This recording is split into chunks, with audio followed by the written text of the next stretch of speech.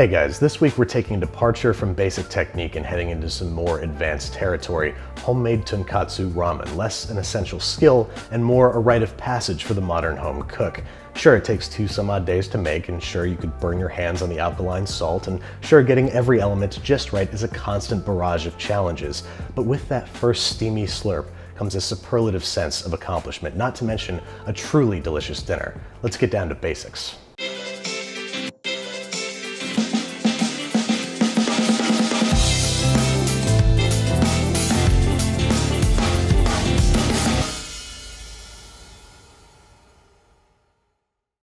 Basics with Babish and the all-new basicswithbabish.com are brought to you by Squarespace. Head there now to check out recipes from the show, kitchen equipment lists, my personal blog posts, and more. Get 10% off your first Squarespace order with offer code BABISH. Whether you need a domain, website, or online store, make your next move with Squarespace.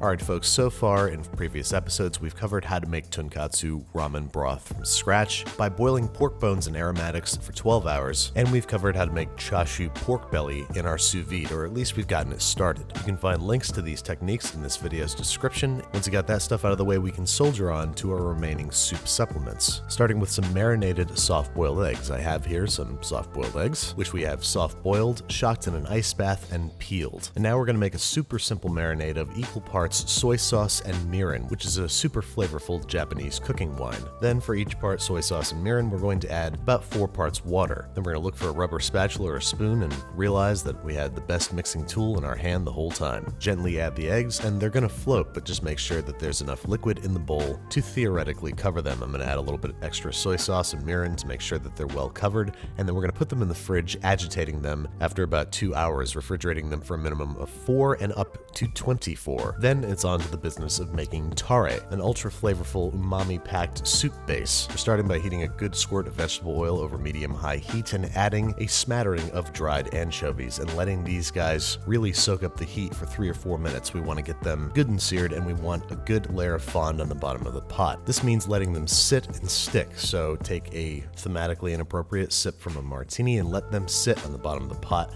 until some nice brown stuff forms. Once it does, it's time to deglaze using some soy sauce. We're going to add maybe half a cup to what you can now see was a spitting hot pan. We're going to let that chill the hell out before we add a little bit more soy sauce because we don't feel like we added enough, and then an equal part of mirin. Give that a stir, get it nice and hot before adding some Bonito dried fish flake. I know this mixture is sounding pretty fishy, but really it's just an umami bomb that's going to help set off our tonkotsu broth. You can see that I've taken it off the heat because I want that Bonito to sort of steep like a fish tea, and then I'm going to add a couple tablespoons of sake. Put that back on the heat, let the alcohol boil off, strain, and there we go, we've made tare. You can refrigerate this until ready to use. Because now it's time for the most perilous part of the process, making homemade ramen noodles. The first step here is to make some alkaline salt, which we're going to make by baking baking powder, yes, that's what I meant to say, at 250 degrees Fahrenheit for 1 hour. This changes the pH balance of our baking soda and turns it into a mild skin irritant, so make sure not to touch it. We're combining 2 teaspoons of our baked soda with 4 ounces plus 2 tablespoons of water, making sure to dissolve completely. Then into a large bowl, we are depositing 240 grams of all-purpose flour, to which we are adding our alkaline water mixture and combining with a wooden or other spoon. We want a shaggy but cohesive ball of dough, and as you can see, this is a little bit too dry, so I'm going to add a little bit of extra water. Think pasta dough in terms of consistency. Once it comes together into a cohesive but not sticky ball of dough, we're going to pat it into a disc,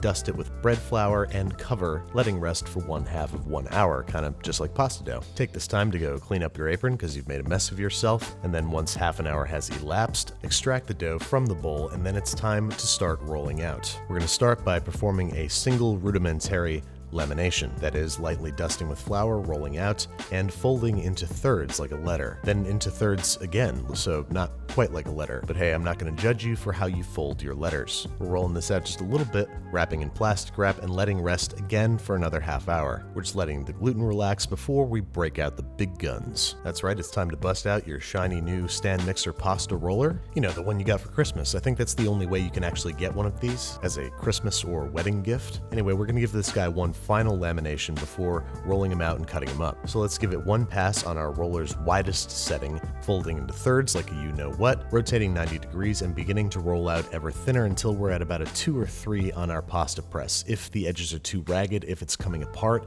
just go ahead and laminate it a few more times. This is getting a little bit too long for individual noodles, so I'm going to give this a simple chop in half. As you can see, we're also giving this an extra dusting of bread flour before the most satisfying part of our day, running this through the noodle cutter. Dust with even more bread flour and twist into little ramen nests on a bread flour dusted rim baking sheet. At this point, these can be refrigerated or frozen. I'm just going to cover mine with plastic wrap and refrigerate because it's almost ramen time. Picking up from where we left off in the sous vide episode, our chashu pork belly is coming out the water bath and onto a rack and a rim baking sheet that we are then going to place round side facing the sky under a broiler until it emerges deeply browned and crisp. Excuse me while I stare at this in awe for a moment.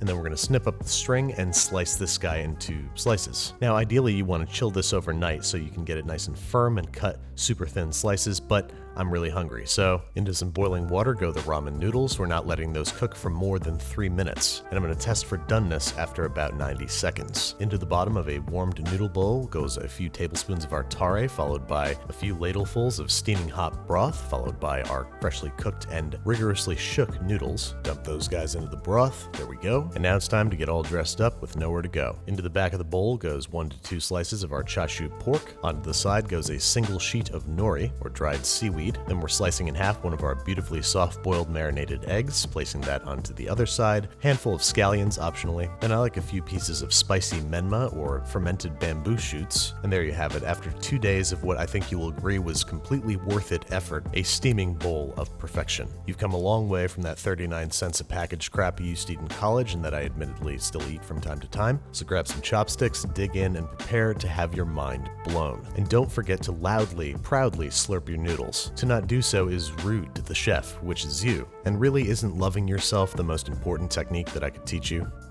So I just want to talk a little bit about designing my new website with Squarespace.